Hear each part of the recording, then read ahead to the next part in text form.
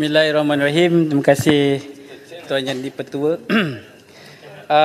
Tahniah kepada pihak kerajaan, Kementerian Dalam Negeri, Menteri ada kat sini. Usaha meminda perlembagaan dan saya yakin terpaksa melalui pelbagai perbincangan, mengambil maklum balas pelbagai pihak berkepentingan, masyarakat sivil, suakam, pakar perlembagaan bagi menambah baik kaedah pemberian taraf kewarganegaraan.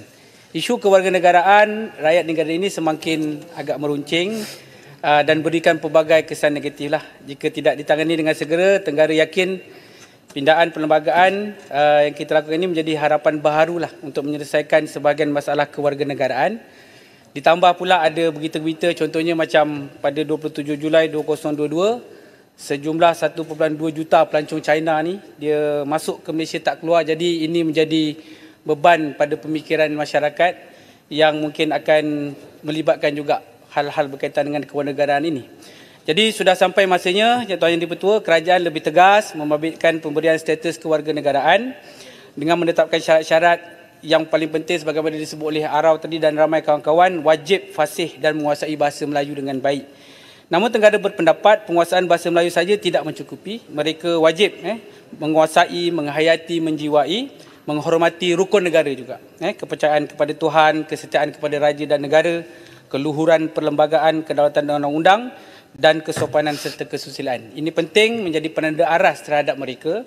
Bukti yang mereka benar-benar ikhlas untuk menjadi rakyat Malaysia bukannya disebabkan faktor-faktor lain. Kalau kerajaan boleh bertegar dalam ini, Tenggara yakin dan percaya negara akan memiliki watannya yang berkualiti, mempunyai semangat patriotisme yang tinggi.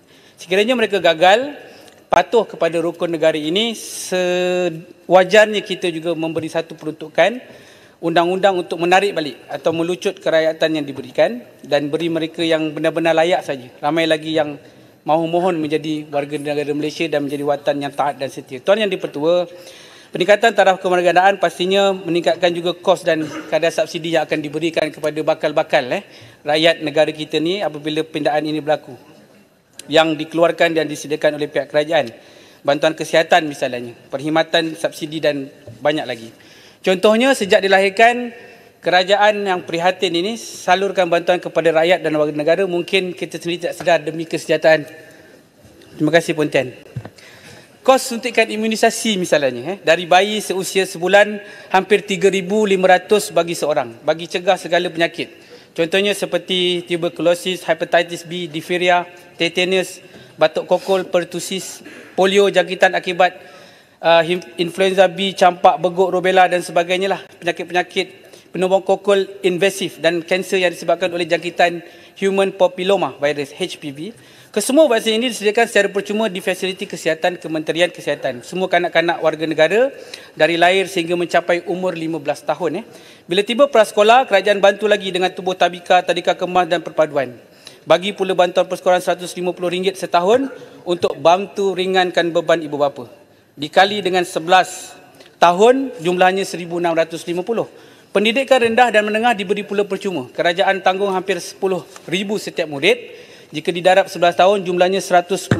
Bila anak sekolah, automatik tolak cukai ibu bapa sampai ada yang tak perlu bayar pun. Kalau nak disenaraikan memang panjang. Jika kita nak bandingkan pula sekolah kerajaan dan antarabangsa, yuran seorang pelajar sekolah antarabangsa boleh cecah sehingga 50,000 setahun. Jika ambil pula Civil International Bachelorate, IB, macam sekolah IGB, boleh sampai RM150,000 setahun. Tuan Yang di-Pertua, kalau didarab, tambak, tolak bahagi semua ni, Menteri pun ada kat sini, hingga anak cecah umur 18 tahun, kerajaan belanja sehingga RM150,000 untuk seorang kanak-kanak rakyat Malaysia. Itu pun ada juga yang kata kerajaan tak prihatin. Jadi Kementerian Dalam Negeri sudah meluluskan hampir, saya dapat maklumat, 14,000 permohonan kewarganegaraan sejak 2013.